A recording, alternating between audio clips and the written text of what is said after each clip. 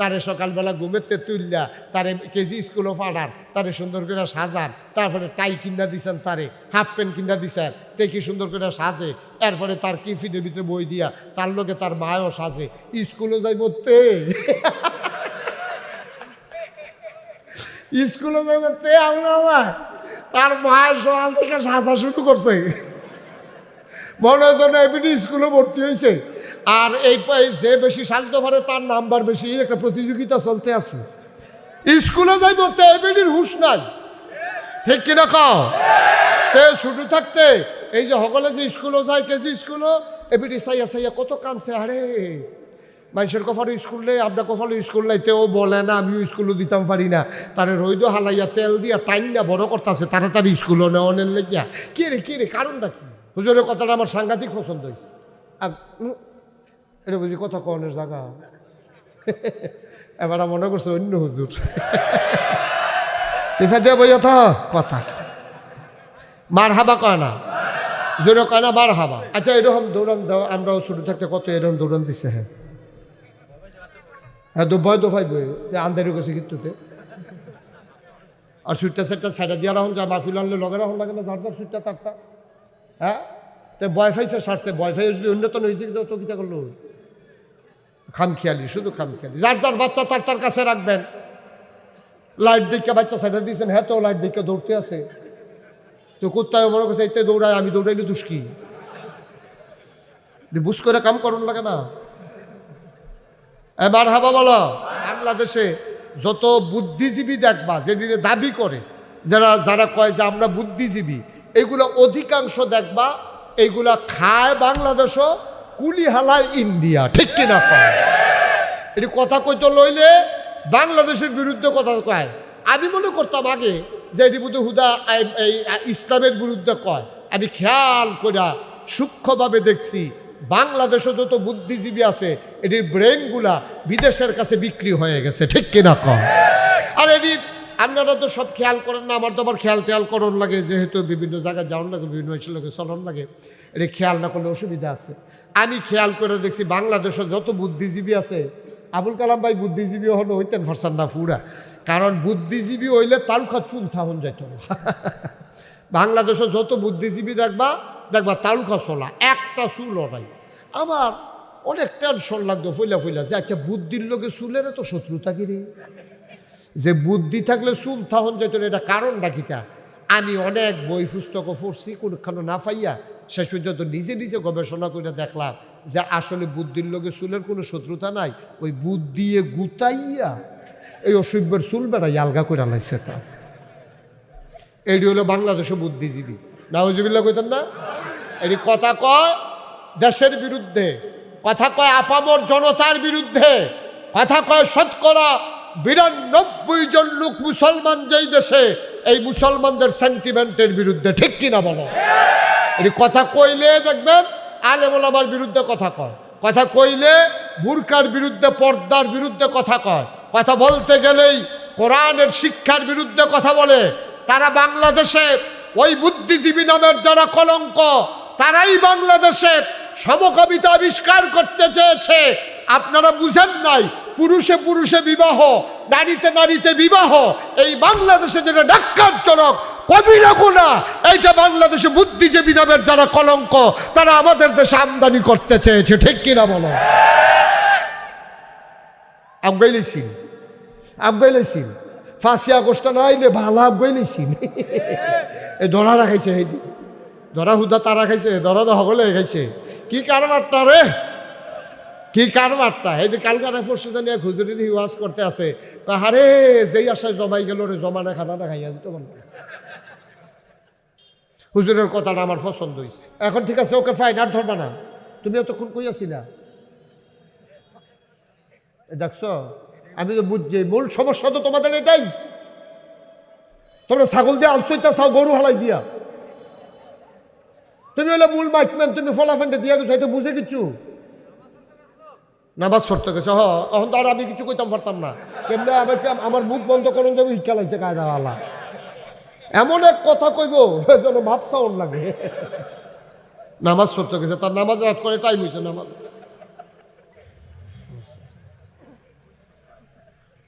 আমিন কন, জুড়ে কন, আরো জুড়ে। কত সুন্দর মাইক করে রাখছে, কি দেখছেন? কন কি দুঃখ মনে, মানে আমার তো টাইমের শেষ করে দিছে। সবাই কন মারহাবা। ফুতে স্কুলে ভর্তি হয়েছে, তে খেতের তাই আসেরা তার স্যাত উঠটা রয়েছে, গরুর বিলে সুইটা গেছিল গিয়া, গরুর লোকে না পাইরা তার স্যাত বাইরা রয়েছে, গাম দেওয়া রয়েছে শরীরটা। এর ভিতরে বউয়ে আইসে পরে, বউয়ে কিতা জানি কইছে, তোমার ফুতেরে তুমি কামরাগলে পাত্র নিয়ে রাখো, হলে কিতা করো, এটা নি জ্বালাইয়া আমার সারখার করে লাইতেছে। তার গিয়া দৌড়ান দিয়া ফাইয়া ফাঁসুনটা দিয়ে এমন ফিডা তার মায়াইয়া কই, তুই একটা গরু হইছ। কয়নিও আমার কথা না, কয়নি?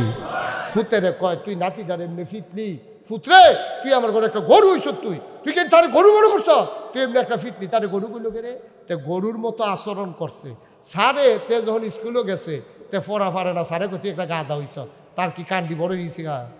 গাদার কান বড় বড় থাকে, তো তার কান্ডি যেদিন বড় হয়েছে এই দিন সারে তারে গাদা কইছে। বিষয়টা কি এরকম? তে ফোরা ফারে না দেখে তারে সারে গাদা কয়, তে গরুর মতো আচরণ করছে দেখে তারে গরু কয়। আর আপনি যদি মানুষ হইয়াও, হাত আছে, নাক আছে, চোখ আছে, মুখ আছে, আপনার যেমন আছে আমারও আছে।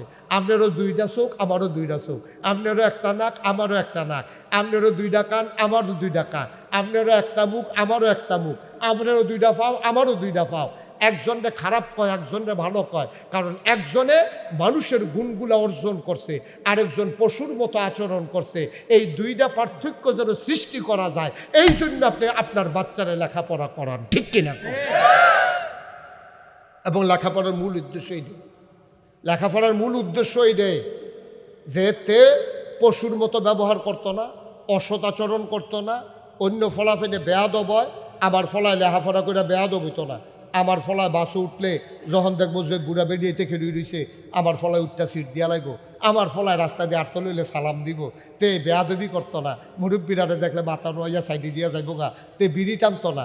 বিড়ি টানলেও তে মুরব্বী দেখলে ইউট টান লইয়া লাগবো, বিড়ি ভিতরে ঘুরাইলেই মতে কবে সিফা দিয়ে ধরে রাখবো।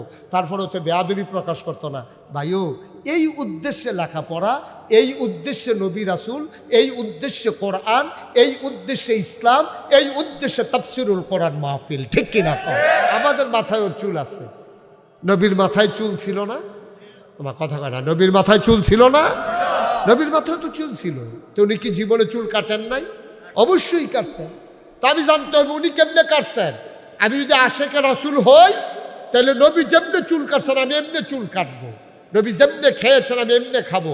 নবীর গোটা 63 বছরের জিন্দেগিতে, নবুয়তের 23 বছরের জিন্দেগিতে তুমি তালাশ করে দেখো, এক ওয়াক্ত নামাজ তিনি ছেড়ে দিয়েছেন, তার কোনো প্রমাণ নাই। এখন তুমি আশেকে রাসূল, অথচ নামাজের কাছে তুমি যাও না, তুমি আশেকে রাসূল না, তুমি ভণ্ড, তুমি প্রতারক, ঠিক কিনা? আশেকে রাসূল নাম দিয়া তুমি প্রতারণা করেছো, তুমি ভণ্ডামি করেছো, তুমি প্রকৃত আশেকে রাসূলের পরিচয় দিতে পারো নাই। মুসলমান মন দিয়ে শুনো, গভীর মনোযোগ। আল্লাহর নবী আসলেন মক্কায়, তিনি তো থাকতে পারলেন না মক্কা, এটার বানানো কোনো গল্প নয়। 23 বছরের জিন্দেগিতে 13 বছর ছিলেন মক্কায়, বাকি 10 বছর ছিলেন তিনি মদিনায়। কেন? কারণটা কি? কি তার অপরাধ? তিনি তো সন্ত্রাসী ছিলেন না, তিনি তো মানুষকে ঘোরান নাই, তিনি হাউজিং ব্যবসা করতে গিয়া কারো টাকা বেড়ে দেন নাই। এমন না যে লোকচক্ষুর আর সামনে আসলে ওনাকে টাকা আটকাইয়া টাকা আদায় করবে, এমন পরিস্থিতি ওনার সিচুয়েশন এমন হয় নাই। তো উনি সন্ত্রাস করলেন না, উনি চুরি করলেন না, উনি ডাকাতি করলেন না, বরঞ্চ উনি ডাকাতি বন্ধ করলেন, চুরি বন্ধ করলেন, সন্ত্রাস বন্ধ করলেন, মানুষের নিরাপত্তা দিলেন, ভালোবাসার বন্ধনে আবদ্ধ করে নিলেন। এই মানুষটা এত সুন্দর মানুষ, রাস্তা দিয়ে হেঁটে গেলে প্রচণ্ড রোদের মাঝে অবাক বিস্ময়ে সাহাবারা তাকিয়ে দেখতেন, কেউ সাহস করে না এত রোদের ভিতরে যাওয়ার জন্যে। আল্লাহর নবী সুন্দর করে হেঁটে চলে যেতেন একেবারে প্রচণ্ড রোদের মাঝে দিয়া। অবাক বিস্ময়ে সাহাবারা চিন্তা করতেন, তাকিয়ে দেখতেন কেমন করে নবী এমন করে হেঁটে যায়। ওরা খেয়াল করে তাকাইয়া দেখতেন নবী যেদিকে যায় ওনার সম্মানে এক টুকরা মেঘমালা নবীর মাথার উপরে ছায়া দিয়া দিয়া নবীর সাথে যায়। কি নবী আপনি চারটিখানি কথা মনে করছেন? কেমন নবী? ব্যাগের টুকরা নবীর মাথার উপর দিয়ে ঘুরতেছে, ছায়া দিয়া দিয়া ছাতার মতো। মরুভূমির মাঝ দিয়ে তিনি হেঁটে যেতেন। মরুভূমির মাঝে এবড়ু থেবড়ু পাথর, কোনা বের হওয়া পাথর, পায়ের নিচে কোনা বের হওয়া সুরকিটা পড়লে, ভাঙ্গা ইটটা পড়লে মানুষ চিৎকার দিয়ে উঠে প্রচণ্ড কষ্ট পায়। আমার নবী পাথরের উপর দিয়ে হেঁটে যেতেন। অবাক বিস্ময়ে সাহাবারা তাকিয়ে দেখতেন, তিনি ব্যথা পেতেন না। তারা চিন্তা করতেন উনি ব্যথা পায় না কেন, কারণটা কি? পেছনে পেছনে দৌড়ে দৌড়ে সাহাবায়ে কেরাম ওই তো পাথরটা হাতে নিয়ে দেখতেন নবী যেই পাথরের উপরে পা দিয়ে হেঁটে গেছেন, ওই পাথরটা নবীর সম্মানে কদম মোবারকের নিচে পড়ার সাথে সাথে তুলার মতো নরম হয়ে গেছে। এই নবী যেমন তেমন নবী মনে করছে? যেমন তেমন নবী?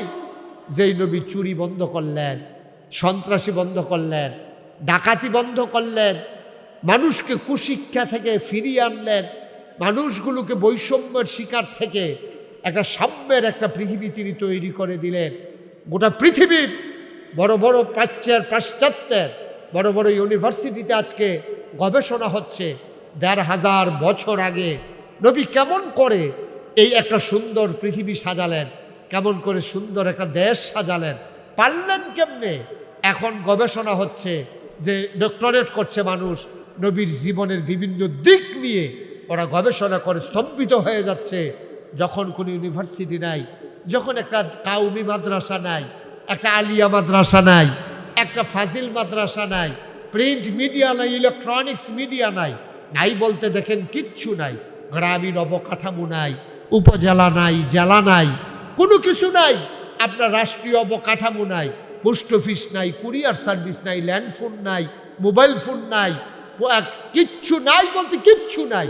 এর ভিতরে ১৫০০ বছর আগে ওই বর্বর বেদইন যাযাবর মূর্খ মানুষগুলোকে আধুনিক সুশীল ভদ্র আল্লাহওয়ালা পরহেজগার মানুষে পরিণত করে দিলেন।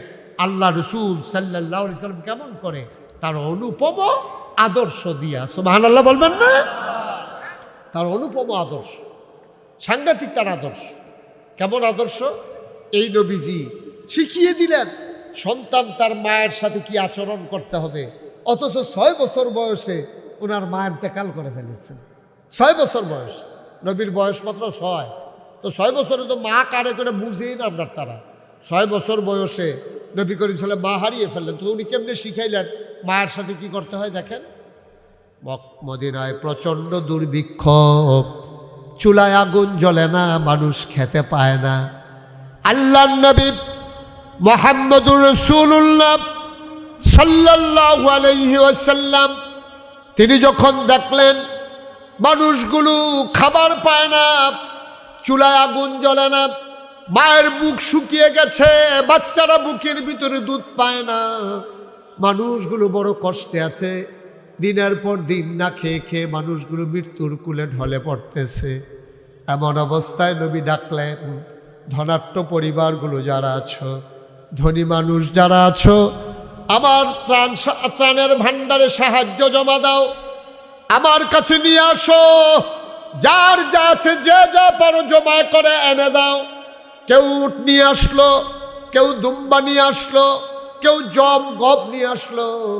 উট দুম্বাগুলো জব করা হলো, গোশতের ভাগ বসানো হলো।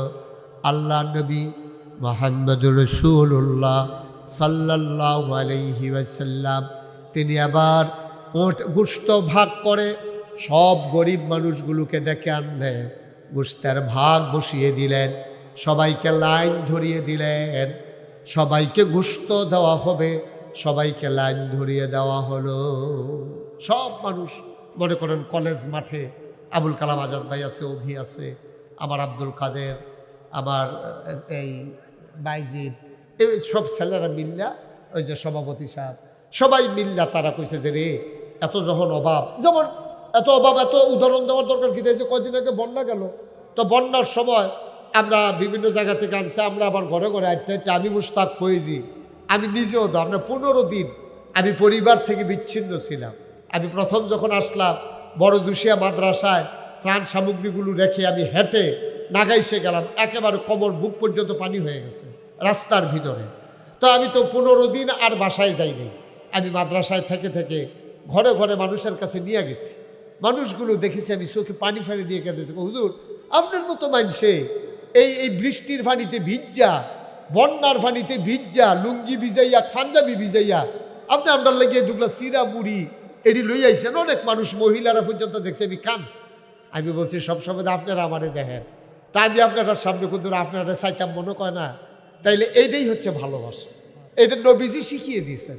নবী করিম সাল্লাল্লাহু আলাইহি সাল্লাম কি করলেন? উট জব করে, দম্বা জব করে, গুস্ত ভাগ বসাইয়া সবাই ডাকলে আসো, সবাই আসো, সবাই লাইন ধরে দাঁড়াইছে। তো এক ফোটলা করে সবাই দিতে আছে, নাও তোমরা ঘরে গিয়া এটি রান্না বান্না করে সুইটটা লইয়া ঝোল বাড়াই দিও, যেহেতু গুস্ত কম এটা নিয়ে ঝোল মোল দিয়া কোনো মতো দোগলা খাইয়া এটা নিয়ে চলুক।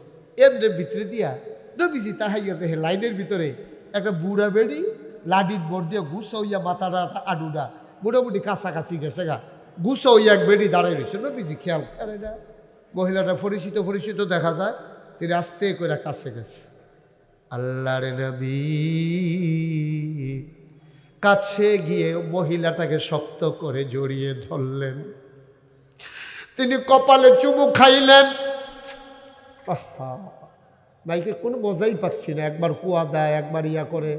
কি করলা তোমরা মাইকটারে? এত বড় একটা আয়োজন করো, আলাদা নয়েজ হচ্ছে কেন? কতবার ডাক দেওয়া লাগলো? আল্লাহর নবী এখন ঠিক আছে, ওকে ফাইন, আর ধরবা না। তুমি এতক্ষণ কইয়াছিলা, দেখছো? আমি তো বুঝছি মূল সমস্যা তো তোমাদের এটাই। তোমরা ছাগল দিয়ে আলসইতা চাও, গরু হালাই দিয়া। তুমি হলে মূল মাইকম্যান, তুমি ফলাফেন্টে দিয়া গেছো, এটা বুঝে কিচ্ছু নামাজ পড়তে গেছো। এখন তো আর আমি কিছু কইতাম পারতাম না, কেমনে আমাকে আমার মুখ বন্ধ করুন যাবে, শিক্ষা লাগছে কায়দা আল্লাহ। এমন এক কথা কইব যেন ভাবসাউন লাগে। নামাজ পড়তে গেছে, তার নামাজ রাত করে টাইম হয়েছে নামাজ।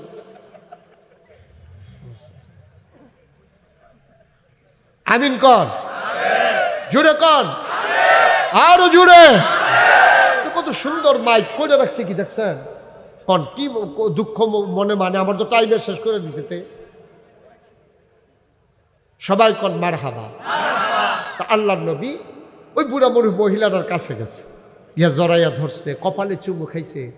নবী কাঁদতেছেন, ধরে ধরে ওই যে জায়গায় বৈশা গুস্ত বন্টন করতেছিল ওই জায়গায় না বোয়াইছে না, নিজের বোয়ানের আগে নিজের গাওয়ার চাদরটা ঝাড়া দিয়ে বিছাই দিছে, এটাতে বল। তো নবীজি দুজাহানের বাদশা নবী গায়ের চাদর বিছাই দিছে, এটা কিরম বেডিটা? সুবহানাল্লাহ না কেন?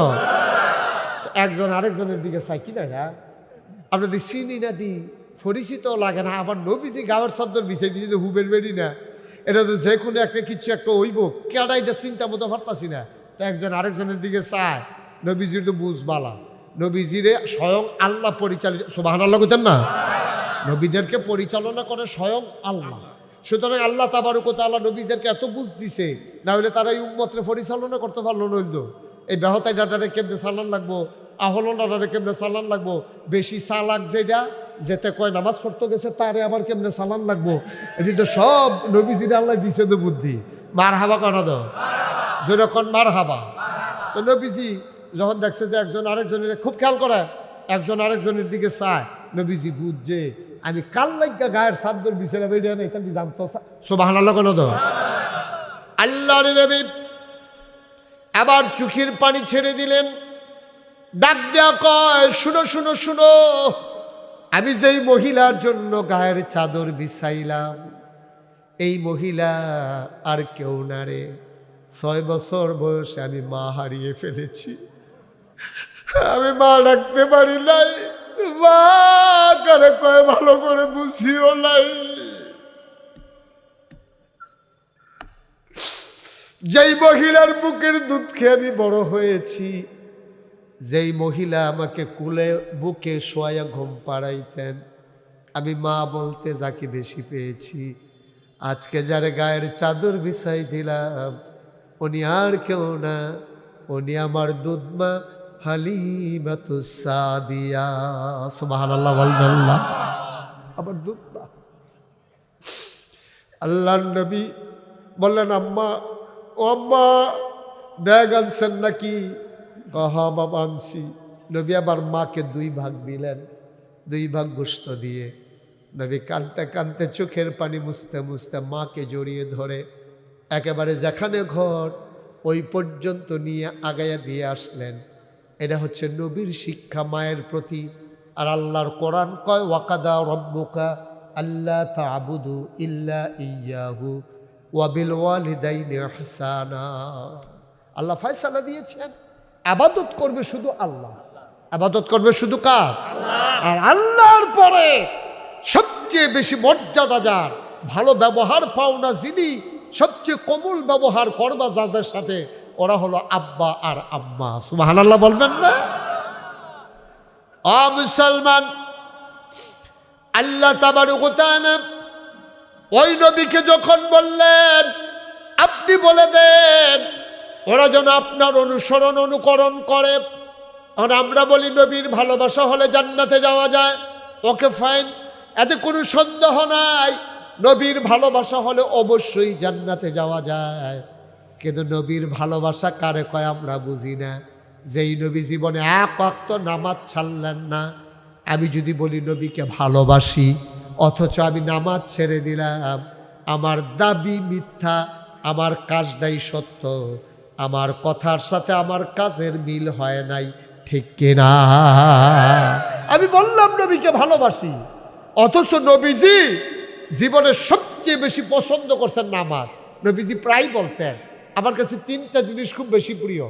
1 নম্বরে হচ্ছে নামাজ, 2 নম্বরে হচ্ছে নারী, 3 নম্বরে হচ্ছে সুগন্ধি। নারী মানে স্ত্রী না। আমাদের দেশের ওই সেকুলার যারা, তথাকথিত যারা আধুনিক, যারা মনে করে বুদ্ধিজীবী নামের কলঙ্ক। বাংলাদেশে যত বুদ্ধিজীবী দেখবা, যেদিনে দাবি করে, যারা কয় যে আমরা বুদ্ধিজীবী, এগুলো অধিকাংশ দেখবা এইগুলা খায় বাংলাদেশও, কুলি হালায় ইন্ডিয়া, ঠিক কিনা কয়? এটি কথা কইতে লইলে বাংলাদেশের বিরুদ্ধে কথা কয়। আমি মনে করতাম আগে যে এটি বুধ হুদা এই ইসলামের বিরুদ্ধে কয়। আমি খেয়াল করে সূক্ষ্মভাবে দেখছি বাংলাদেশে যত বুদ্ধিজীবী আছে এটির ব্রেনগুলা বিদেশের কাছে বিক্রি হয়ে গেছে, ঠিক কিনা কয়? আর এটি আপনারা তো সব খেয়াল করেন না, আমার তো আবার খেয়াল করন লাগে, যেহেতু বিভিন্ন জায়গায় যাওয়ার লাগে, বিভিন্ন লোকে চলন লাগে, এটি খেয়াল না করলে অসুবিধা আছে।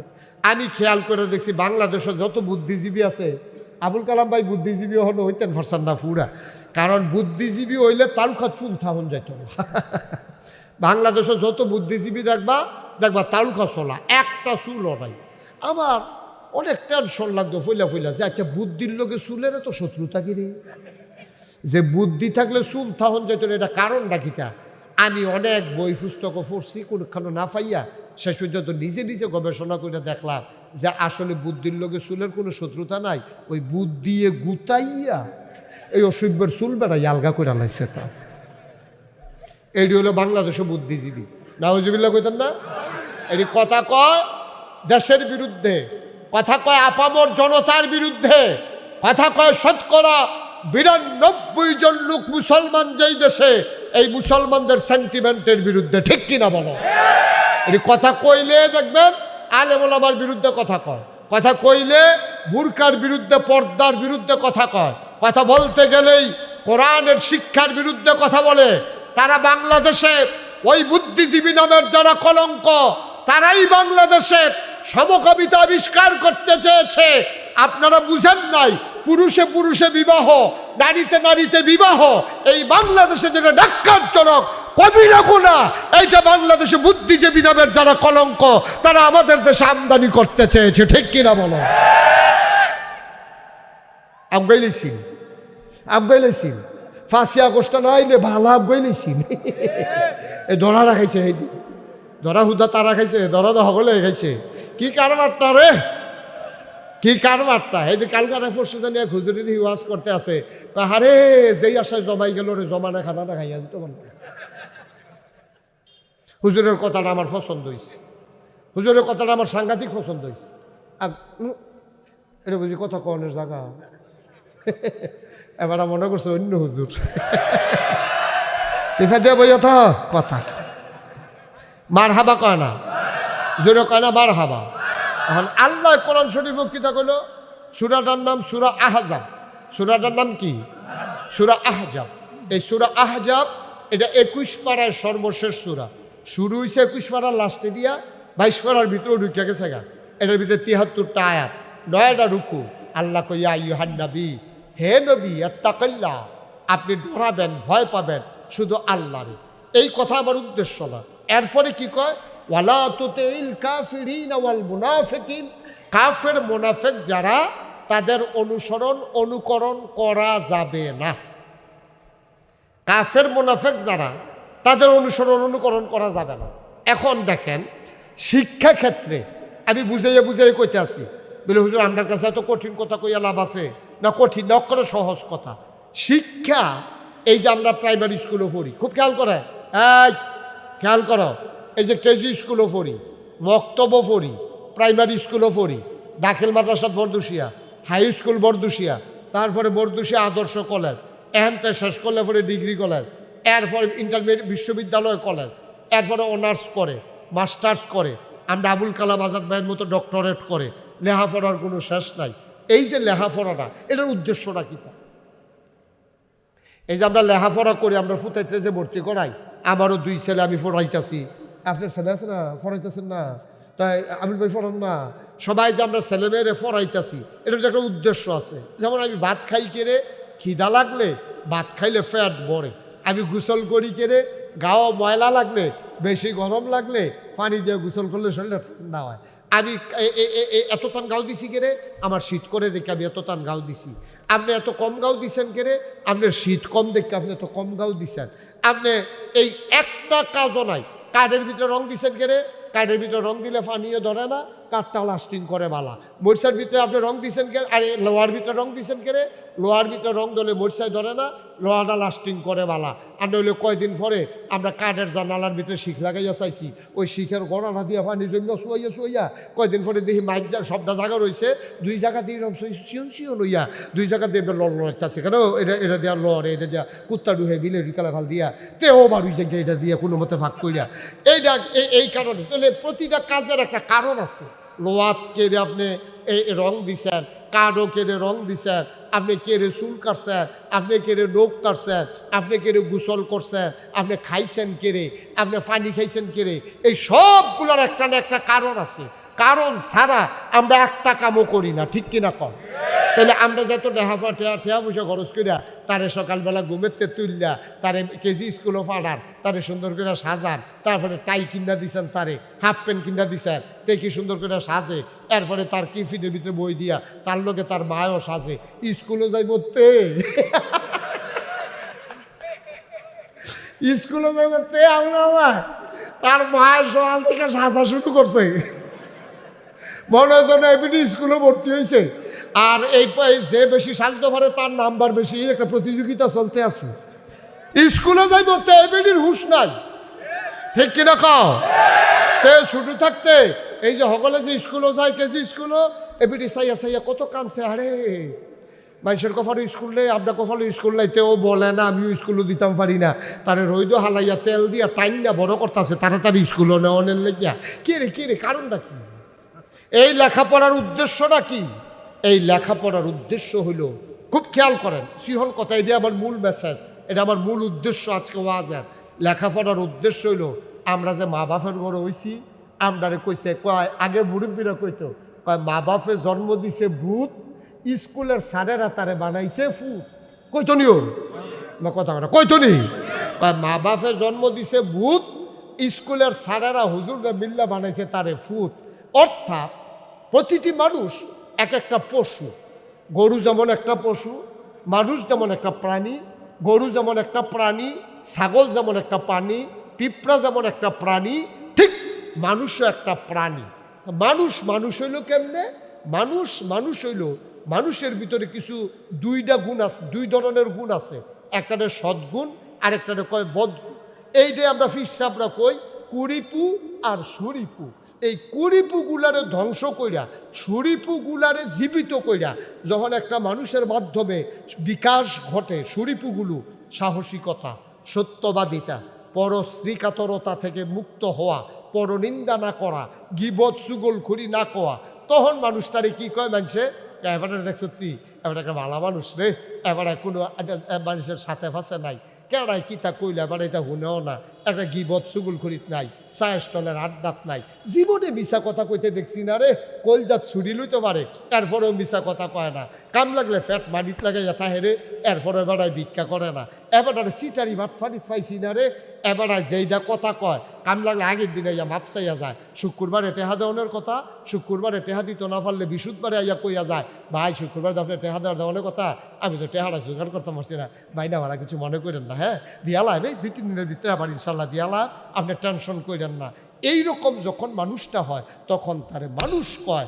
আর এই রকম না হইয়া যখন পশুর আচরণ করে, তার ফুতে স্কুলে ভর্তি হয়েছে, তে খেতের তাই আসেরা তার স্যাত উঠটা রয়েছে, গরুর বিলে সুইটা গেছিল গিয়া, গরুর লোকে না পাইরা তার স্যাত বাইরা রয়েছে, গাম দেওয়া রয়েছে শরীরটা, এর ভিতরে বউয়ে আইসে পরে, বউয়ে কিতা জানি কইছে, তোমার ফুতেরে তুমি কাম লাগলে পাত্র নিয়ে রাখো, নইলে কিতা করো, এখানে জ্বালাইয়া আমার সারখার করে লাইতেছে, তার গিয়া দৌড় দিয়া ফাইয়া ফাজুনটা দিয়ে এমন ফিডা তার মায়াইয়া কই তুই একটা গরু হইছ,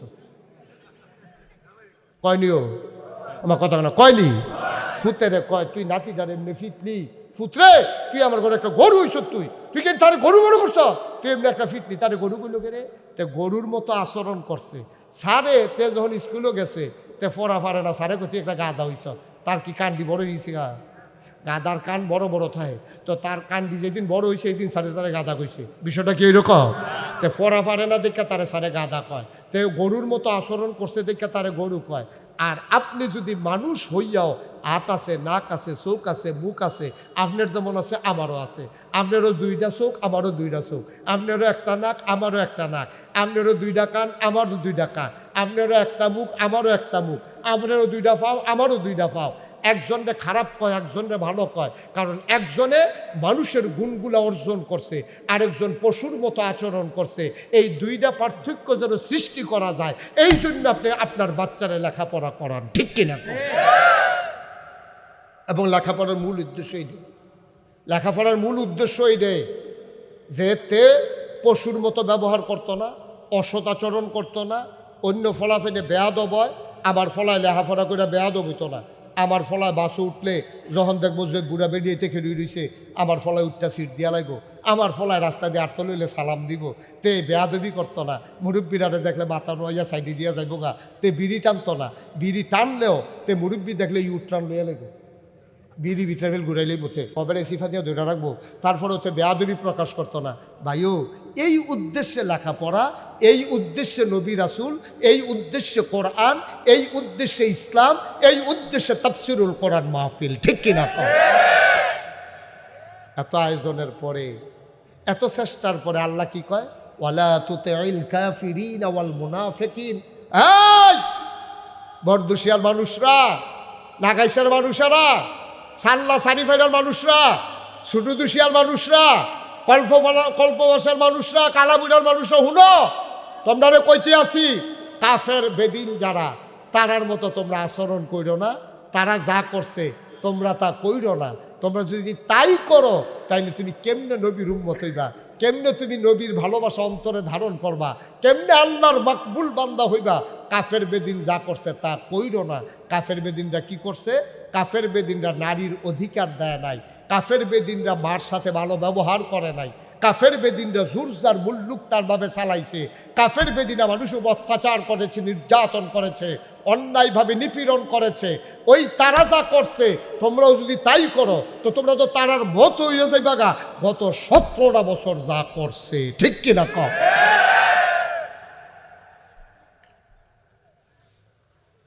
যেমনে জোর জেহেন দিয়া জোর খাটাইতে পারছে, জামাই বউয়ে কাজ্যা লাগ যাইছে, এটা তো হইতেই পারে।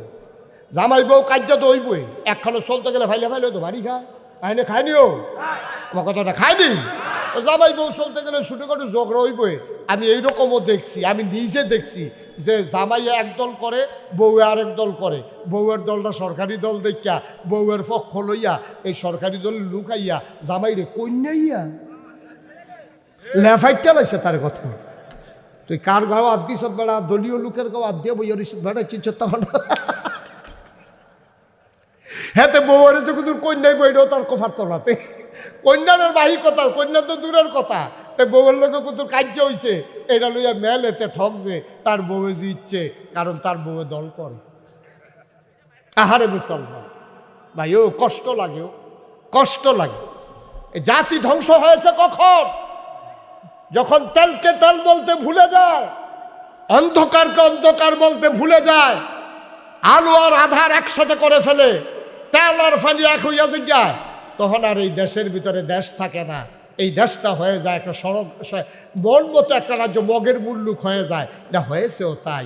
এই দেশ যে যেমনে পারছে, আন্না হইলে বেড়া তুই নির্বাচনের আগে তোর বিডার মধ্যে তুই একটা ঘর তুলতে পারছ না, কত কষ্ট করে চলছ তুই, ফাঁস করছ বিল্লা, তুই কয় টাকা বেতন পাস? বাংলাদেশে একটা এমপি কয় টাকা বেতন পায়, একটা মন্ত্রী কয় টাকা বেতন পায়, একটা উপজেলা চেয়ারম্যান কয় টাকা বেতন পায়? এই কয়টা বছর রাজনীতিকরণ গেলে এমন টাকা, মালয়েশিয়া বাড়ি, তারপরে আপনার এই কানাডায় বাড়ি, আর বিডা বাড়ির তো কী তো হয়েছে এটা কইতামে পারতাম না।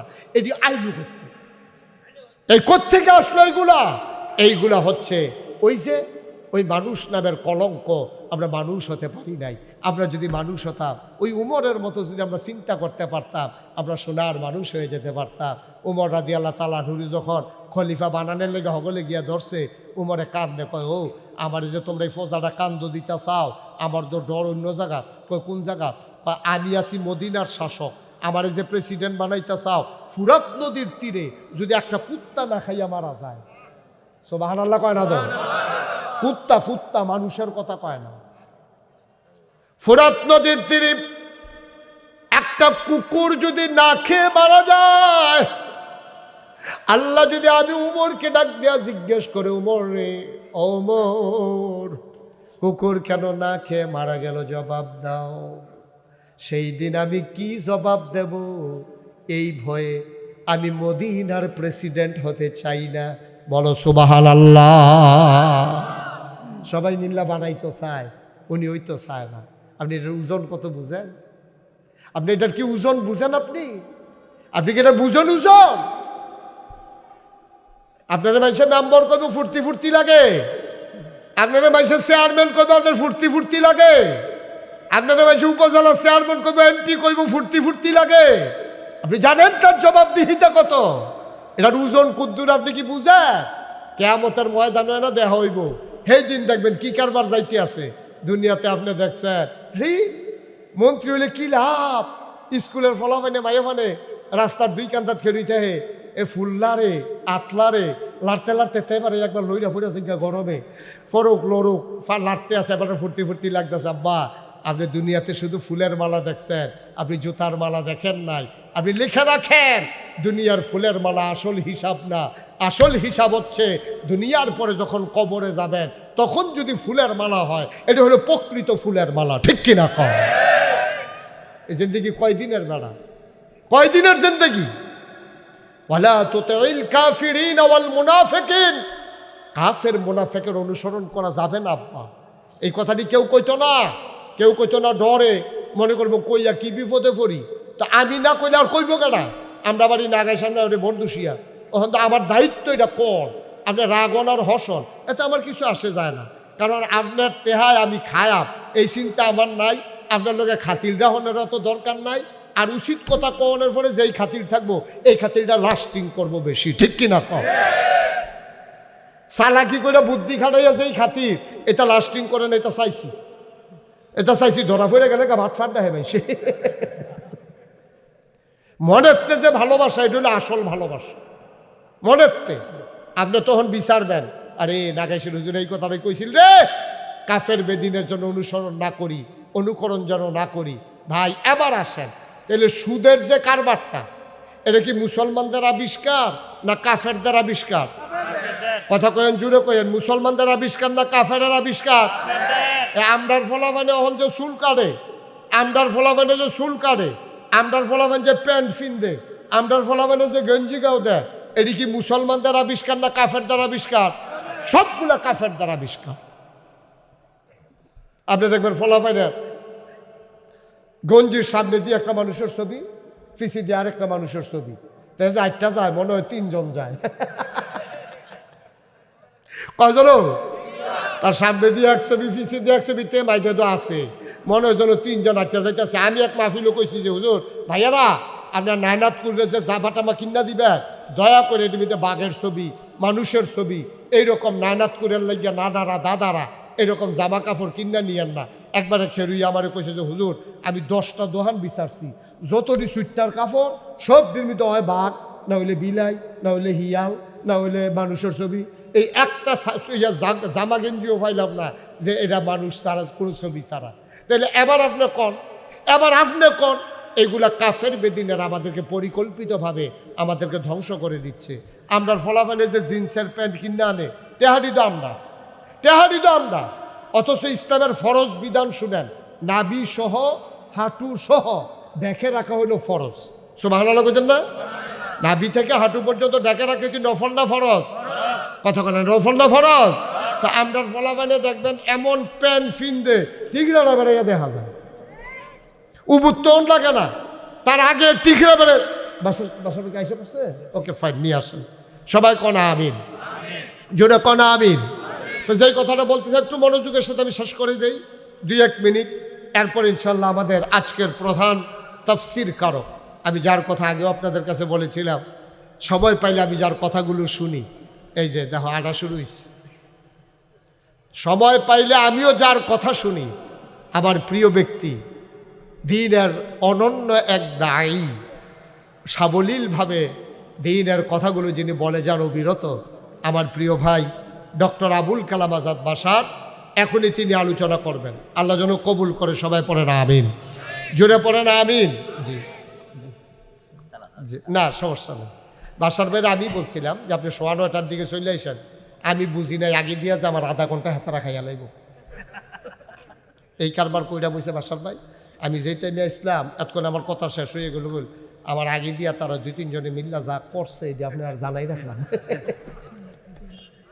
মার হাবা কয় না, শেষ করি। হ্যাঁ, তাইলে দেখেন এই যে আমাদের ছেলেরা, যুবক ছেলেরা, তোমরা যারা প্যান্ট পরো, প্যান্ট জিন্সের প্যান্ট আর যেই কাপড়ের প্যান্টই হোক, সবগুলা প্যান্ট দেখবা এটা টাইম না মাইদে দিয়ে সিরাউন যাব, এটা নাভির উপরে তুলন যায় না, ঠিক কিনা কন? এরপরে হেগুল দিয়ে দেখবা, আমি মনে করছি যে এই কাপড় কম দেখে কি এরকম করছে, না, এটা কাপড় কম দেখে পরিকল্পিতভাবে। আবার হেগুল দিয়ে দেখবা টাকনুর নিচে 1 বিঘত, ঠিক কিনা কও?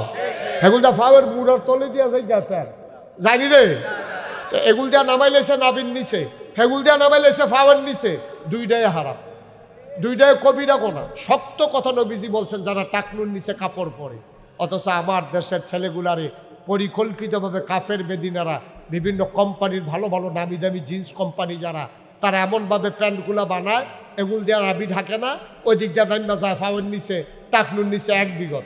আমার ক্যাশ টাকা দিয়া আমার যুব সমাজকে কবিরা গোনা করাচ্ছে অবিরত 24টা ঘন্টা পরিকল্পিতভাবে কাফের বেদিনারা।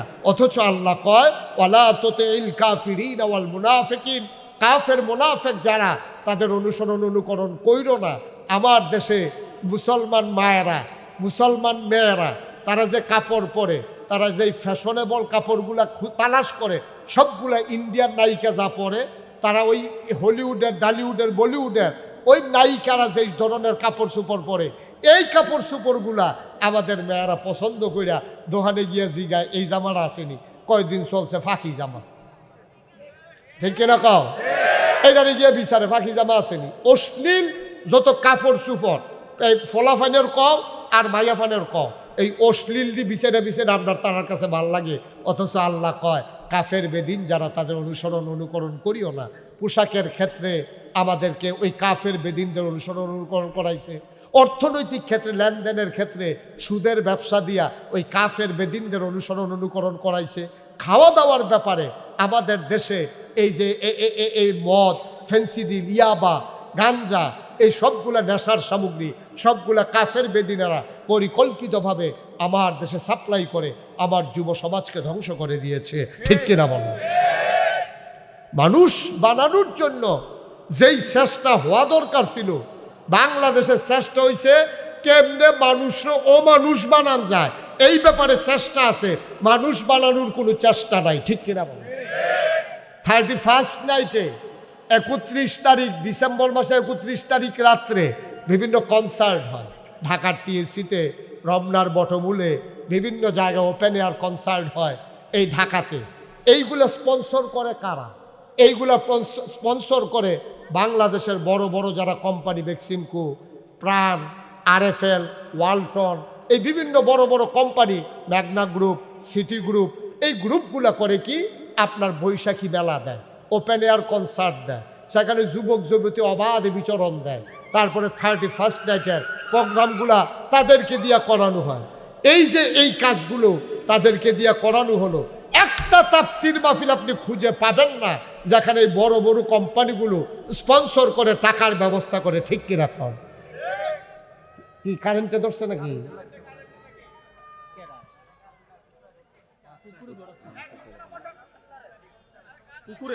আচ্ছা, এরকম দৌড়ান দাও, আমরাও ছোট থাকতে কত এরকম দৌড়ান দিচ্ছে। হ্যাঁ হ্যাঁ, ভয় দোফাই বই আন্দারি গেছে কিন্তু। আর সুইটটা সেটটা সাইডে দিয়া রাখুন, যা মাহফিল আনলে লগে রাখুন লাগে না, যার যার সুইটটা তারটা। হ্যাঁ, তো ওয়াইফাই সে সারছে, ওয়াইফাই যদি উন্নত হয়েছে তো কিটা করলো, খামখেয়ালি, শুধু খামখেয়ালি। যার যার বাচ্চা তার তার কাছে রাখবেন। লাইট দিকে বাচ্চা সাইডে দিয়েছেন, হ্যাঁ তো লাইট দিকে দৌড়তে আছে, তো কোথায় মনে করছে এতে দৌড়ায়, আমি দৌড়াইলে দুষ্কি, বুঝ করে কাম করুন লাগে না। এবার হাবা বলো। তাহলে আমার কথা শেষ। আমি যে মেসেজটা দিতে চাইছিলাম, আমরা অনুকরণ করব নবীজির। নবীজিরে যারা অনুসরণ করছে সাহাবী, তাবে তাবিন, তাবিন তাবে তাবিন, তারপরে যারা পরবর্তী প্রজন্ম, বর্তমানে যারা হক্কানি ওলামাই কেরাম, আমরা তাদের অনুকরণ করব। ওয়ালা তুতিল কাফিরিনা ওয়াল মুনাফিকিন, কাফের মুনাফিক যারা, আমরা তাদের অনুকরণ করব। আবার বলেন, অনুকরণ করব। কথা মনে থাকবে ইনশাআল্লাহ। আমি আপনাদের পাশের মানুষ হিসাবে, আপনাদের ঘরের মানুষ হিসাবে, আমি কাউকে ছোট করার জন্য না, এখানে হৃদয়ের অনুভূতি নিয়ে আমি দেখতেছি আমার যুব সমাজ আজকে ধ্বংস হয়ে যাচ্ছে। ওই যে বলছিলাম, মানুষ বানানোর জন্য কোনো আয়োজন নাই। মুসলমানের সন্তানকে মুসলমান বানানোর জন্য কোনো আয়োজন নাই। মুসলমানের সন্তানকে কেমনে কাফের বেদিনের চরিত্র ঢুকাই দেওয়া যায়, এই জন্য যত চেষ্টা আছে, মুসলমান বানানোর জন্য এত চেষ্টা নাই। ঠিক কিনা বলেন? শুধু আসুন আমরা সবাই মিলে মুসলমানের সন্তান হিসেবে আমরা মুসলমানের সন্তান হয়ে গড়ে উঠি এবং নবীর সুন্নাহকে নিজের জীবনে বাস্তবায়ন করে আমরা যেন ওই ইত্তেবা অনুসরণ করব, যেটা আল্লাহ বলেছেন, ইন কুনতুম তুহিব্বুন আল্লাহ ফাত্তাবিউনি। আমরা অনুসরণ করব কেবলমাত্র, শুধুমাত্র, একমাত্র নবীজির এবং নবীর পরবর্তী প্রজন্ম যারা আল ওলামা ওয়ারাসাতুল আম্বিয়া, ওনাদের অনুকরণ করে, ওনাদের সাথে সম্পর্ক রেখে আমাদের বাকি জিন্দেগি সাজাতে চাই। এমন করে করে একদিন যখন হায়াত শেষ হয়ে যাবে, যেদিন মসজিদের মিনার থেকে ঘোষণা আসবে মানুষটা নাই, দল বেঁধে মানুষ ছুটে আসবে, কাফন পরিয়ে দাফন করে দেবে মাটির কবরে। সবাই দেখুক মাটির কবর, আমরা যেন এমন একটা জিন্দেগি করে কবরে যেতে চাই, সবাই যেদিন দেখবে মাটির কবর, আমরা যেন দেখি মাটির কবর মাটি নাই, মাটির কবর জান্নাতের টুকরা হয়ে গেছে।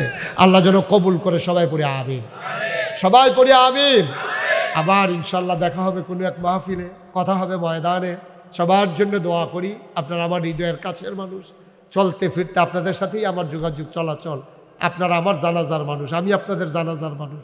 সবাই মিলেমিশে আমরা সুন্দর ইসলামী জিন্দেগি করতে চাই। আবারও বিনয়ের সাথে অনুরোধ করছি, রাত খুব বেশি হয়ে যায় নাই, একটা মাহফিল সাজানো অনেক কঠিন, একজন বক্তাকে ম্যানেজ করা অনেক কঠিন। আমি তো আঞ্চলিক বক্তা, এলাকার ভিতরে ওয়াজ করি, বাসার বাই সারা দেশে এবং বাংলাদেশ সহ বাইরের দেশে সহ যাওয়া লাগে। সুতরাং ওনাদেরকে ম্যানেজ করে আনা অনেক কষ্ট, অনেক মূল্যবান আলোচনা তিনি করেন। আপনারা যদি উঠে চলে যান তাইলে ওনার কোনো লস নাই। উনি বললাম কালকে আবার মাহফিল, কিন্তু কালকে ভোর দুষে কিন্তু মাহফিল হইতো না, উনি কিন্তু কালকে আরেক জায়গায় মাহফিল করবে।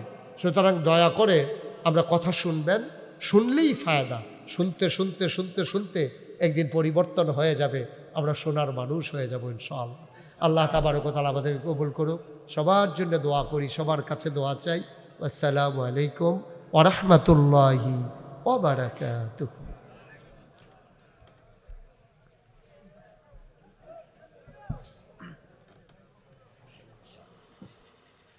ওখানে অনেকে ভালো কমেন্টও করেছে, অনেকে বাজে কমেন্টও করেছে। আবার এখানে ইসলাম বিদ্বেষী শক্তিও বিরাট বগল বাজিয়েছে, সুযোগ নিয়েছে। যেহেতু আমাদের ওই বোনের দাবিটা ছিল যৌক্তিক, অতএব এই যুক্তির তাওয়াতে অনেক ইসলাম বিদ্বেষীও এসে কি করেছে, তার রুটি সেঁকে নিয়ে চলে গেছে। ঢালাওভাবে সমস্ত ওয়াজ মাহফিল থেকে শুরু করে দিনের দাওয়াতকে কঠিনভাবে সে আক্রমণ করেছে, এরকম লোকও আছে। আবার অনেকে তার এই যৌক্তিক দাবির প্রতি সমর্থন জানিয়েছে ভদ্রভাবে, আবার কেউ তাকে কটাক্ষও করেছে। এই কটাক্ষ করাও মোটে উচিত হয়নি, যেটা সঠিক কথা সেটা তো সঠিক। আল্লাহ পাক আমাদেরকে কিয়ামতের দিন তো উঠাবেন না? সেদিন কিন্তু কারোর সাথে বিশেষ খাতির আর কারোর সাথে বিশেষ দুশ্মনী আল্লাহর এমন কিন্তু নাই। আল্লাহ পাক কিন্তু শরীয়তের নিয়মের উপরে যে চলেছে তার প্রতি বিশেষ অনুগ্রহ প্রকাশ করবেন, আর যে উল্টো করেছে তার সাথে কিন্তু বিশেষ খাতিরের ফয়সালা হবে। বিষয়টা কিন্তু এরকম না।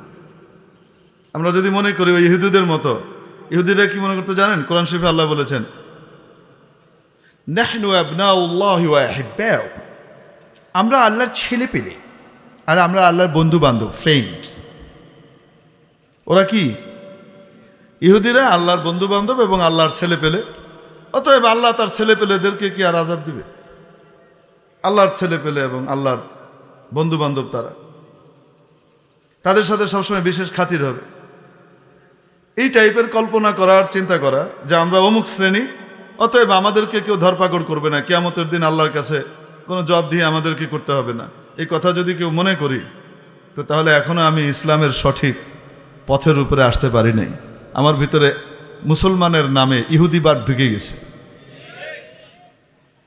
আল্লাহ পাক আমাদেরকে হাদারাতে উলামা ইকরামের দিক নির্দেশনা অনুযায়ী, কোরআন এবং সুন্নাহ অনুযায়ী জীবনের প্রতিটি কাজকে করবার তৌফিক দান করেন। আমি যেন মাইক ব্যবহারের ক্ষেত্রেও আমাদেরকে অত্যন্ত সচেতনতার পরিচয় দিতে হবে, যেন দিনের দাওয়াত দিতে গিয়ে, যেন ইসলামের কথা শোনাতে গিয়ে কারো আমি শারীরিক এবং মানসিক হক নষ্ট না করি এবং তার ক্ষতি না করে বসি। 3টা পর্যন্ত মাইক বাজতেছে বাইরে, 2.5 মাইল 2 মাইল দূরে, যদি 2.5 মাইল 2 মাইল দূরে তো মাইক থাকে না, কিন্তু তারপরেও মনে করেন আপনি রাতের বেলায় আওয়াজ তো অনেক দূর দরাজ পর্যন্ত যায়, তো মানুষের ঘুমের ক্ষতি হবে। এটা যেন না করা হয়। আল্লাহ পাক আমাদেরকে আমলে তৌফিক দান করেন। তো বলছিলাম যে মাওলায়ে পাকের রহম করম ছাড়া আমরা কেউই বাঁচতে পারবো না। যদি মাওলায়ে পাক আমাদেরকে রহম করম দান করেন, তাহলে ছোট্ট নেক আমল দিয়ে পার পেয়ে চলে যাব। হাদিস শরীফে নজিরও আছে, এক মহিলা ছিল বনি ইসরায়েলের, পাপিষ্ঠা নারী, শরীরের বিনিময়ে পয়সা নিত। এর চেয়ে বেশি খুলে বলার মতো অবস্থা নাই, ছোট ছোট বাবুরাও আছে মাশাআল্লাহ। শরীরের বিনিময়ে কি নিত? সে পয়সা নিত। যার কারণে ওই সময়কার এলাকাবাসী তাকে এক ধরনের বয়কট করেছে, তার সাথে তেমন সম্পর্ক রাখতো না ভালো মানুষরা। একদিন সে রাস্তা দিয়ে হেঁটে যাচ্ছে জঙ্গলের মধ্য দিয়ে, তো প্রখর রোদের মধ্যে তীব্র গরম, ওই মহিলা দেখে একটা কুকুর ইয়েলহ্যাসু হাঁপাচ্ছে, তার জিভ বেরিয়ে এসেছে। কুকুরের যখন খুব পিপাসা পায় তখন তার জিভ বেরিয়ে আসে এবং সে হাঁপাতে থাকে এক ধরনের। পাশেই কুয়া, কিন্তু কুয়ার পানি এতটা নিচে যে কুকুর নাগাল পাবে না, নাগালের বাইরে। মহিলা করলেন কি, এই কুকুরের এই কষ্টটা দেখে তার প্রতি দয়াদ্র হলেন। আমি যে আল্লাহর সৃষ্টি, এই কুকুরও সে আল্লাহর সৃষ্টি। আমার তো কিয়ামতের দিন হিসাব হবে, কুকুরের তো কিয়ামতের দিন হিসাব নাই। আমার জন্য জান্নাত জাহান্নামের ব্যাপার আছে, তার জন্য তো কিছুই নাই। সে কষ্ট পাচ্ছে। মহিলা নিজের পায়ে যে মোজা ছিল চামড়া বা এই জাতীয় শক্ত কোনো মোজা, এই মোজাটাকে মগের মতো ব্যবহার করলেন। আর নিজের গায়ে যে দোপাট্টা ছিল, ওড়না, এই ওড়নাটাকে দড়ি হিসেবে ব্যবহার করলেন। বেঁধে নিচ থেকে পানি উঠিয়ে কুকুরকে পান করালেন। মহিলা চলে গেলেন। আল্লাহর কি কুদরত, ওই রাতে মহিলার ইন্তেকাল হয়ে যায়। এরকম পাপিষ্ঠা নারীর জানা যায় কি সারা দুনিয়ার মানুষ এসে জড়ো হয়? অনেক আত্মীয়রাও আসে নাই, কবর হয়ে গেছে। আল্লাহ পাক ওই যুগের নবীর কাছে ওহী পাঠিয়ে দিলেন যে আমার বান্দি আমার এক অবলা মাখলুকের প্রতি যে দয়া করেছে, মায়া দেখিয়েছে, আমি তার এই কাজটাকে বড় পছন্দ করেছি, এই উসিলায় তাকে আমি মাফ করে দিয়ে জান্নাতে পাঠিয়ে দিয়েছি। তার জন্য আমি জান্নাত বরাদ্দ করে দিয়েছি। মেরে মোহতারাম দোস্ত, এটা কুকুর আর অবলা প্রাণীর প্রতি, যেই প্রাণীর লালা শরীরে লাগলে নাপাক হয়ে যায়, কাপড়ে লাগলে কাপড় নাপাক হয়ে যায়, নামাজ হয় না, নাজাসাতে গলিজা, পায়খানা পেশাবের মতো নাপাক, বরং জার্মের দিক থেকে তার চেয়ে ভয়ঙ্কর। এই জার্ম দূর করার জন্য নবীজি সাল্লাল্লাহু আলাইহি সাল্লাম কুকুর যদি কোনো পাত্রে মুখ দেয়, তাহলে নবীজি ওই পাত্রকে পরিষ্কার করবার জন্য 7 বারও ধুতে বলেছেন। কোনো রেবায়াতে 8 বারের কথাও আছে, কোনো রেবায়াতে আছে উলাহুন্না বিত্তুরাব, কোনো রেবায়াতে আফিরু সামিনাতা বিত্তুরাব, কোনো রেবায়াতে উখরাহুন্না বিত্তুরাব। 7 বার ধো, তার ভিতরে 1 বার মাটি দিয়ে মাজো। এটা পবিত্র করার জন্য না, পবিত্র তো 3 বারই হয়ে যায়, 3 বার ধুলেই পবিত্র হয়ে যায়। কিন্তু কুকুরের লালার ভিতরে এমন জার্ম আছে যে জার্মের কারণে সেটা 3 বার ধোয়ার দ্বারা পরিপূর্ণভাবে চলে যায়, এরকম না। এটাকে মাটি দিয়ে মাজতে হয়, খুব ভালোভাবে ধুতে হয়। এরকম একটা জঘন্য প্রাণীকে পানি পান করানোর কারণে আল্লাহ রাব্বুল আলামিন এই পাপিষ্ঠা নারীর সমস্ত পাপ মাফ করে দিয়ে জান্নাতে পাঠিয়ে দিয়েছেন। যদি কোনো বান্দা, যদি কোনো মানুষ আশরাফুল মাখলুকাতের খেদমত করে, মানুষের খেদমত করে, মানুষের মধ্যেও আবার সর্বশ্রেষ্ঠকে, খায়রুকুম মান তাআল্লামাল কুরআন ওয়া আল্লামা, তোমাদের মধ্যে সবচেয়ে শ্রেষ্ঠ ওই ব্যক্তি যেই ব্যক্তি নিজে কোরআন শিখে এবং অন্যকে কোরআন শিখায়। কোরআনের টিচার, হাদিসের টিচার, ফিকহের টিচার, যারা কোরআন শিখে অন্যকে কোরআন শিখায়, কোরআনের মর্ম শিখায়, কোরআনের বাণী শিখায়, কোরআনের তাফসীর শিখায়, এ লোক হলো সবচেয়ে সেরা। আর যারা ওই পড়ালেখাটা করে, আল্লাহ নবী সাল্লাল্লাহু আলাইহি সাল্লাম বলেন ফেরেশতারা এসে তার সামনে নূরের পাখা বিছিয়ে দেয়, এটার উপর দিয়ে হাঁটেন, লাল গালিচা না। এই শ্রেষ্ঠ মানুষগুলোর যদি কেউ খেদমত করে, যদি তাদের খাবার দাবারের দিকে খেয়াল রাখে, তাদের বাসস্থানের দিকে খেয়াল রাখে, তাদের পড়ালেখার দিকে খেয়াল রাখে, তাদের জন্য মাওলায়ে পাকের কাছে কি মর্যাদা অপেক্ষা করছে এটা তো আল্লাহই ভালো জানে। এজন্য মাদ্রাসার কোনো সময় খেদমতের সুযোগ পেলে ইনশাআল্লাহ খেদমত করব। তো মাদ্রাসার বাচ্চাদের, তালিবে ইলমদের, আসাতিজা ইকরামের, শিক্ষকদের এবং মাদ্রাসার বিল্ডিং বানিয়ে দেওয়া। আমি ভালো বিল্ডিংয়ে থাকি, আরামে ঘুমাই, আর মাদ্রাসার ছাত্র আর উস্তাদরা যারা দিন শিখছে সবচেয়ে সেরা হচ্ছে আল্লাহর নবীর ভাষায়, আল্লাহর নবীর মেহমান হিসেবে যারা পড়ালেখা করছে, তারা শীতের ভিতরে কাঁপছে, তাদের জানানোর নাই, তাদের দরজা নাই, তাদের উপরে ঠিকমতো চাল নাই। কিয়ামতের দিন আল্লাহর কাছে নবীজির সামনে কিভাবে মুখ দেখাবো? উচিত তো ছিল আমার ঘরটা যতটুকু ভালো হবে, আমার আল্লাহর ঘর তার চেয়ে সুন্দর হবে। আমার আল্লাহর নবীর মেহমানখানা এটা তার চেয়ে ভালো হবে। সৌদি আরবে যান, কুয়েতে, কাতারে যান, সেখানে যে সমস্ত দ্বীনি মাদ্রাসাগুলোকে তারা প্রতিষ্ঠা করে, তাদের নিজেদের বাড়ির চাইতেও তারা ওগুলাকে সুন্দর করে। আল্লাহ পাক তাদেরকে টাকা পয়সা এমনি দিয়েছেন তা তো না। তারা গুনাহখাতা কম করে এরকম না, তারা অনেক গুনাহখাতা করে, কিন্তু দ্বীনের প্রতি, ইসলামের প্রতি, ইসলামপন্থীদের প্রতি তাদের একটা আলাদা টান, মায়া, মমতা, ভালোবাসা আছে। খেদমতের জন্য এগিয়ে আসে। আল্লাহ পাক এজন্য তাদের জন্য গায়েব থেকে রিজিকের ফয়সালা করেন। এক হাদিস শরীফের মধ্যে এসেছে, বলবো নাকি? বিরক্ত হচ্ছেন আপনারা? আলোচনা তো করতে চেয়েছিলাম একটা, আল্লাহ নিচ্ছেন অন্যদিকে, যেদিকে নেয় ওইদিকে যাক, কি আর কোন টেপ রেকর্ডার তো আর ছাড়তে পারবো না, তাই না? আল্লাহ পাক দিলে যা ঢালবেন তাই বেরোবে। আমি মনে করি হয়তো এখানে এই ওষুধটা দিলে বেশি কাজে লাগবে। আল্লাহ পাক বলবেন যে তুমি কি জানো এখানে রোগ কোনটা বেশি, এটার ওষুধ অন্যটা দরকার, তো এই জন্য আল্লাহ পাক অন্য ওষুধ বের করবেন। তো আমরা কি করব?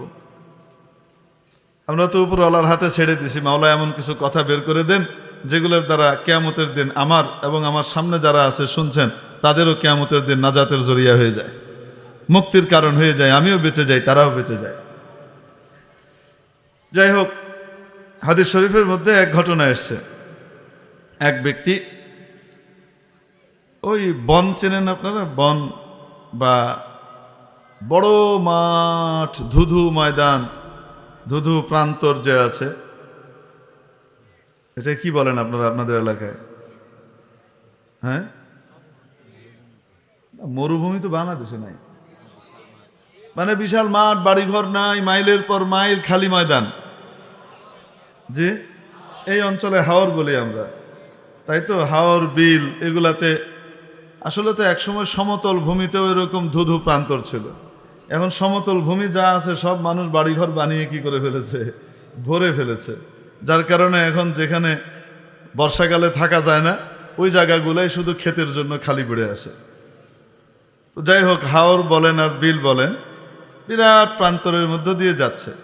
তো হঠাৎ ওই লোক গায়েবী আওয়াজ শুনছে যে কেউ বলছে যে অমুক এর ছেলে অমুকের বাগানে তুমি পানি দাও। কাকে বলছে? মেঘকে, সাজকে। উপরে যে সাদা মেঘমালা থাকে এটাকে কি বলেন আপনারা? মেঘ বলেন, সাজ বলেন না?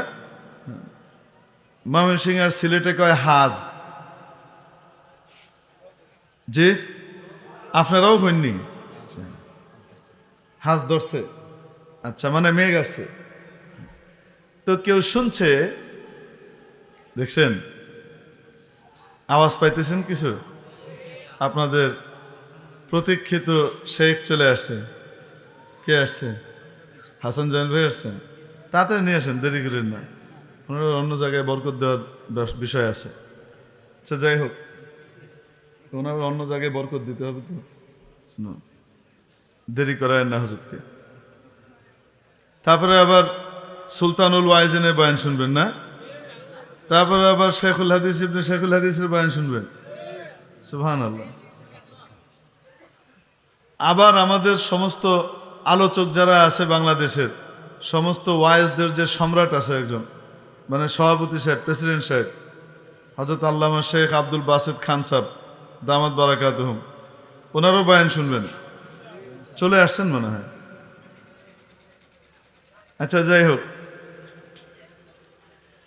তো ওই লোক শুনছে যে মেঘকে কেউ আদেশ করছে, এই মেঘ তুমি যাও অমুকের বাগানে পানি দাও। আমি কিন্তু কোনো গল্প বলছেন, এটা হাদিসের গল্প, নবীজি শুনিয়েছেন। তো অদ্ভুত কারবার, মেঘকে লক্ষ্য করে কে কথা বলবে? তো ওই লোকের কৌতূহল হলো, এখানে তো কেউ নাই, তো তাহলে গায়েবী আওয়াজটা যে আসলো এটা কি আসলেই বাস্তবে, নাকি আমার হ্যালুসিনেশন হচ্ছে, আমার মতিভ্রম ঘটেছে, আমি উল্টোপাল্টা শুনছি, উল্টোপাল্টা দেখছি। তো তাকিয়ে দেখে যে না, এই আওয়াজ আসার সাথে সাথেই মেঘটা একদিকে চলা শুরু করলো। তার মানে এই ভদ্রলোক বুঝলেন যে আসলেই মেঘকে কেউ আদেশ করেছে। তাহলে মেঘটা কোথায় যায়? কৌতূহলী হয়ে ওই মেঘের পেছন পেছন উনি যাওয়া শুরু করলেন। যেতে যেতে যেতে যেতে যে দেখে মেঘটা একটা উঁচু জায়গার উপরে, উঁচু একটা জমির উপরে তুমুলভাবে বাড়ি বর্ষণ করলো, মুষলধারে বৃষ্টি বর্ষণ করলো। উঁচু জায়গাতে যখন বৃষ্টি পড়ে, পানি জমে থাকে, কি হয়? নিচে নেমে যায়। তো ওই উপরের ওই জমি থেকে একটা নালা দিয়ে, এটা নিচু জায়গা দিয়ে সব পানি একটা নালা দিয়ে প্রবাহিত হচ্ছে। এবার এই লোক ওই পানি দিয়ে যাচ্ছে, পানি কোথায় যায় দেখি। যেতে যেতে দেখে হঠাৎ অনেক দূরে এক লোক তার বাগানে কাজ করছে, তার ক্ষেতে কাজ করছে, আর এখান থেকে ওই যে নালা দিয়ে পানি যাওয়ার সময় ওখান থেকে পানি উঠিয়ে উঠিয়ে সেচ দিচ্ছে। তো এই ভদ্রলোক জিজ্ঞেস করলেন যে ভাই আপনার নাম কি? তো এই ক্ষেতওয়ালা ওই নামই বলল যেই নাম গায়েবী আওয়াজে সে শুনেছে, যার নাম বলা হয়েছে মেঘকে, যে মেঘ তুমি গিয়ে অমুকের বাগানে পানি দাও। একটা বিষয় চিন্তা করেন, যখন হাদিসে এই ঘটনাটা পড়ি তখন এই জায়গায় এসে আমার একটা কথা আমার মাথায় এসছে।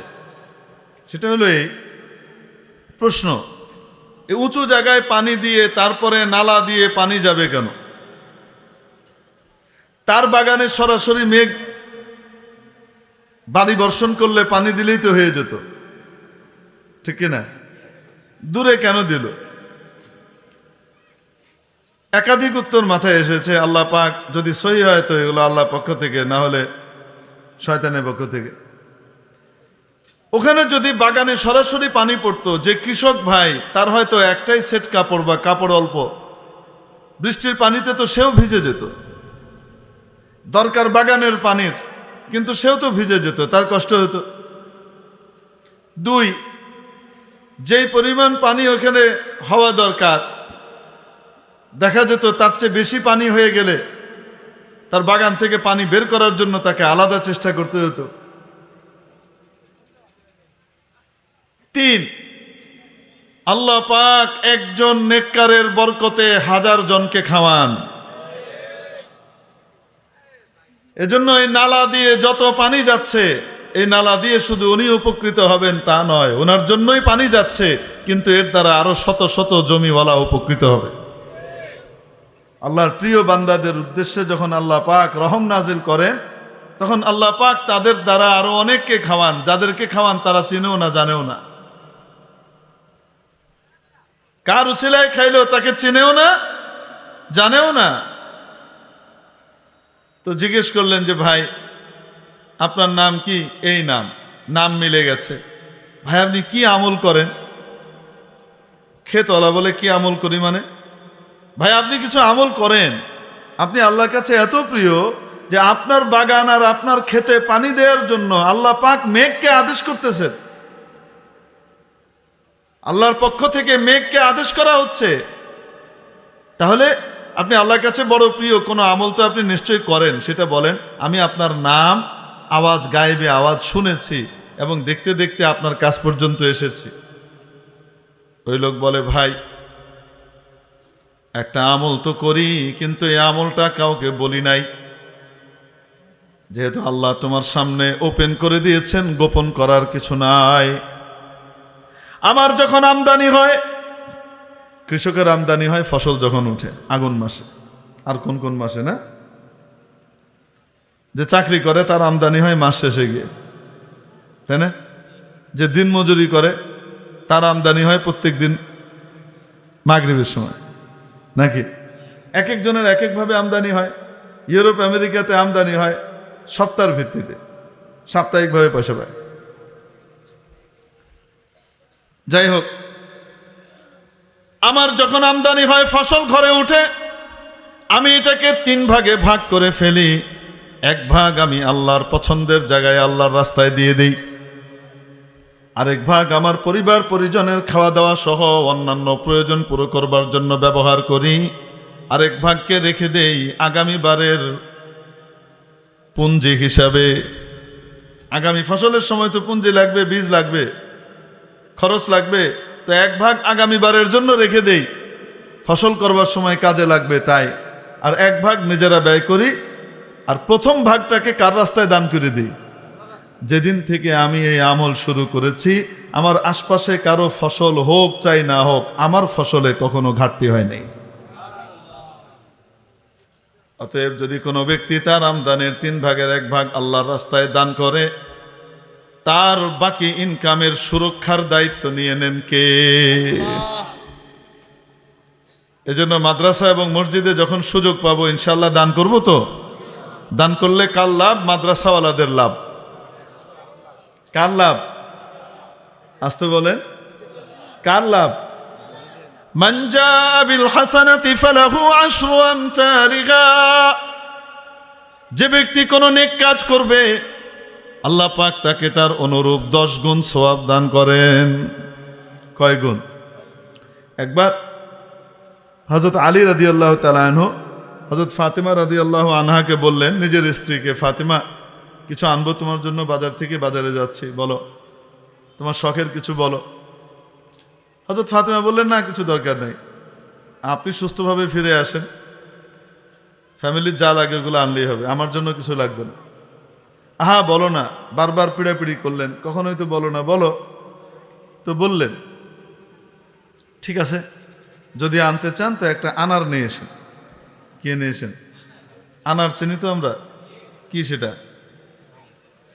বিদেশি ডালিম আর কি, বেদানা, যেটার নাম বেদানা অথচ দানায় ভরা। দানায় ভরা জিনিসের নাম কি? বেদানা। সুবহানাল্লাহ বিহামদি। কালা বেডার নাম লাল মিয়া, এরকম আর কি।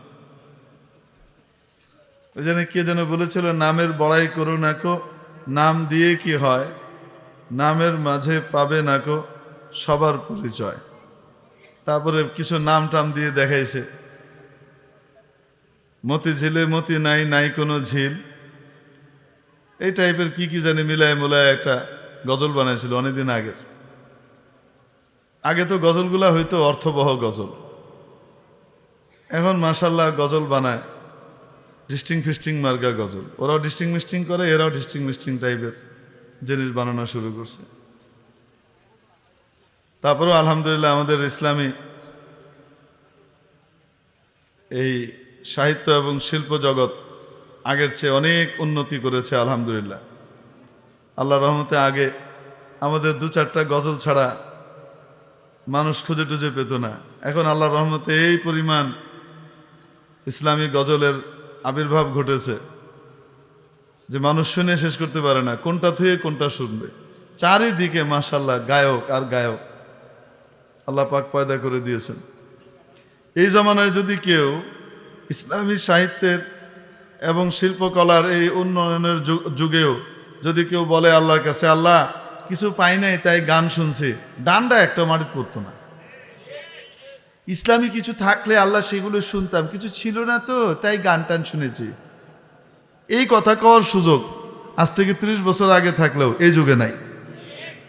এক কবি মুহিব খানের যা গজল আছে আর বিদ্রোহী কবিতা আর গান আছে জ্বালাময়ী, এগুলি শুনলেই তো শেষ করার সময় নেই।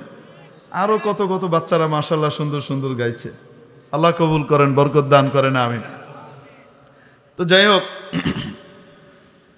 তো হযরত ফাতিমা রাদিয়াল্লাহু তাআলা আনহা বললেন আর কি যে কি নিয়ে এসেন, একটা বেদানা নিয়ে এসেন, আনার নিয়ে এসেন। তো হযরত আলী রাদিয়াল্লাহু তাআলা আনহু বাজার থেকে একটা আনার কিনেছেন অন্যান্য জিনিসের সাথে। যখন রওনা করে বাড়ির পথে আছেন, রাস্তায় এক লোকের সাথে দেখা।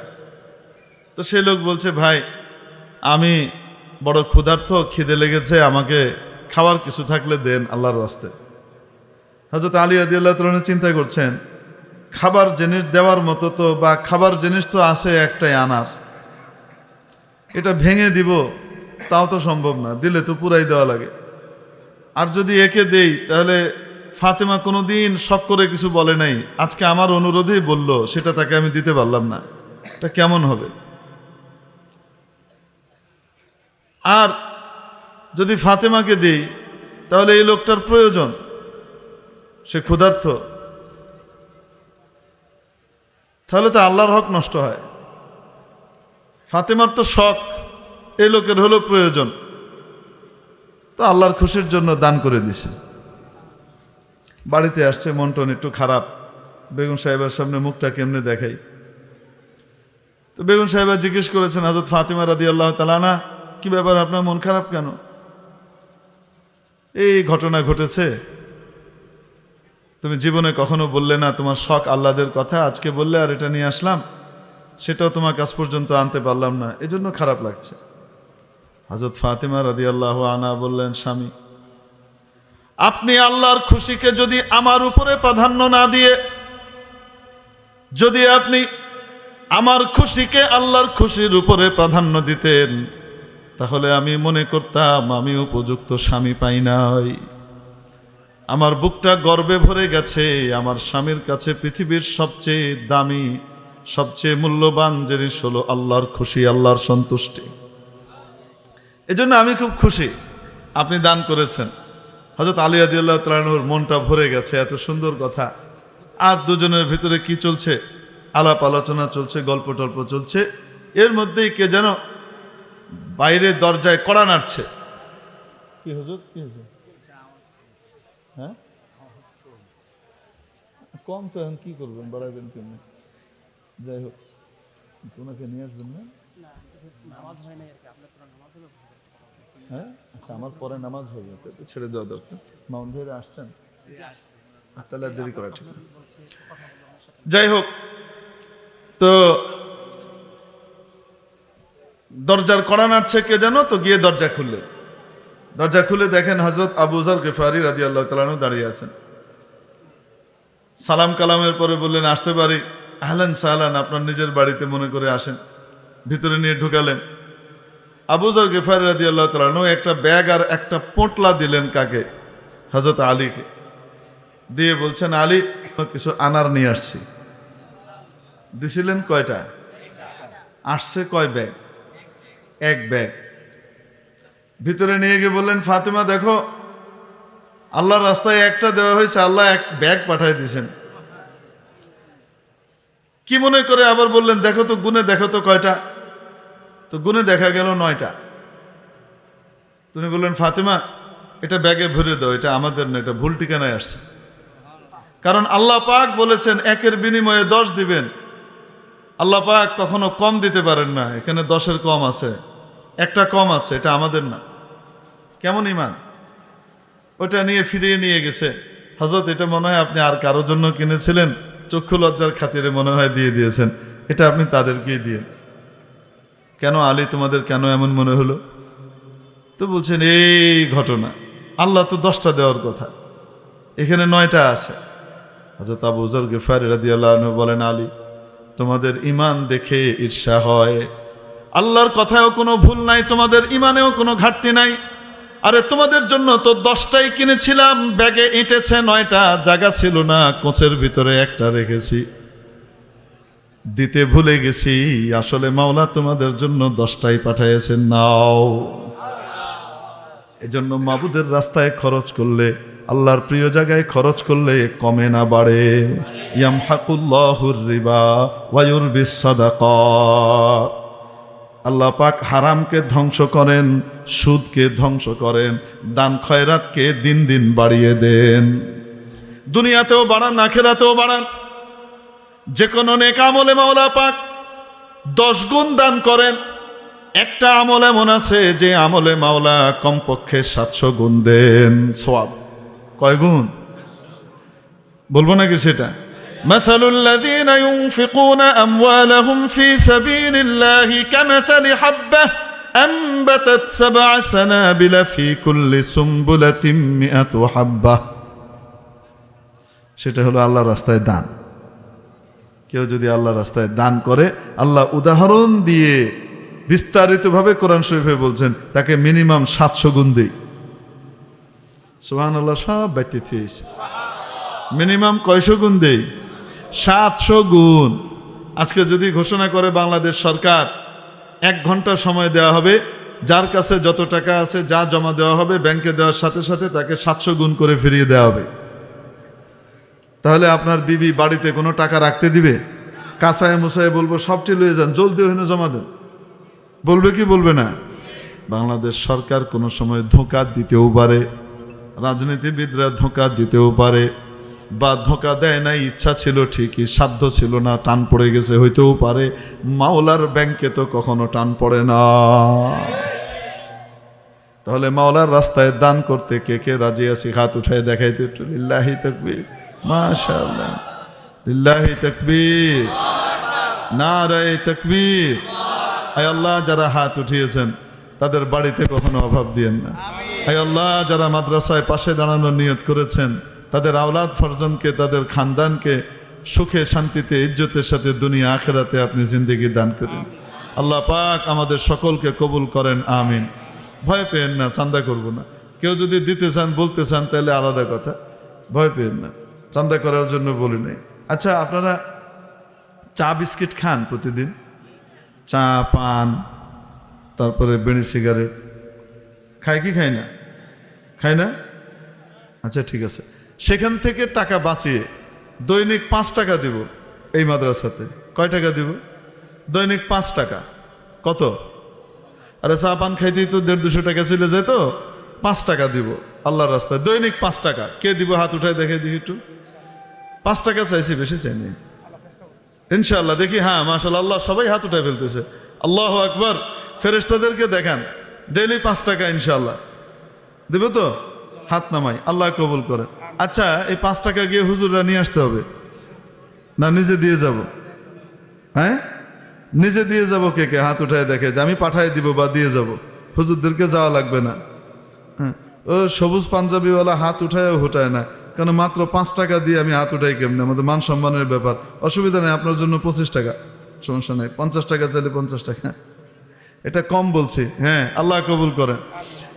তো 5 টাকা দৈনিক দিয়ে যাওয়া কষ্ট না? তাহলে 10 দিনেরটা একদিনে দিয়ে যান, কত হলো? তো 10 দিনেও আসা তো মুশকিল, ব্যস্ত মানুষ। আর ভুলে যাব 1 মাসেরটা লয়ে লয়ে, তো 1 মাসে কত হয়? 150 হয়। আচ্ছা ঠিক আছে, তো মাসেরটা দিয়ে যান। আবার যদি কেউ মনে মাত্র 150 টাকা দিয়ে যাবো, আবার প্রতি মাসে মাসে আইতে হইব, তো 6 মাসেরটা একবারে রেখে দেন। তো কত হবে 6 মাসে? 900 টাকা। মাশাআল্লাহ, দেখেন দৈনিক আপনি 5 টাকা করে দিয়েছেন, কিয়ামতের দিন দেখবেন বিশাল সওয়াব জমা হয়ে গেছে।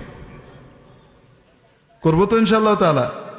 আর ওই যে বললাম, 3 ভাগের 1 ভাগ যে ব্যক্তি আল্লাহর রাস্তায় খরচ করবে, আল্লাহ পাক তার বাকিগুলার সিকিউরিটির দায়িত্ব নিয়ে নেবে। আল্লাহ পাক আমাদেরকে কবুল করেন, আমিন। ওয়া আখিরু দাওয়ানা আলহামদুলিল্লাহি রাব্বিল আলামিন। আলহামদুলিল্লাহ। হযরতের তো চারিদিকে বহু দূর দরাজ পর্যন্ত মাইক চলছে। মাইকের ব্যবহার শরীয়ত সম্মতভাবে হওয়া উচিত। মাইকের ব্যবহারের ভিতরেও শরীয়তের দিক নির্দেশনা আছে না নাই? জোর করে কাউকে তো ইসলাম শেখানোর দরকার নাই, জোর করে তো কাউকে দিনের কথা শোনাবারও দরকার নাই। লাস্তা আলাইহিম বিমুসাইতির, যারা শুনতে চায় তারা এখানে এসে শুনবে। তারপরেও যদি বাহিরে মাইক দিতেই হয়, তাহলে এমন সময় পর্যন্ত যেই সময়ের মধ্যে মানুষ সাধারণত ঘুমায় না।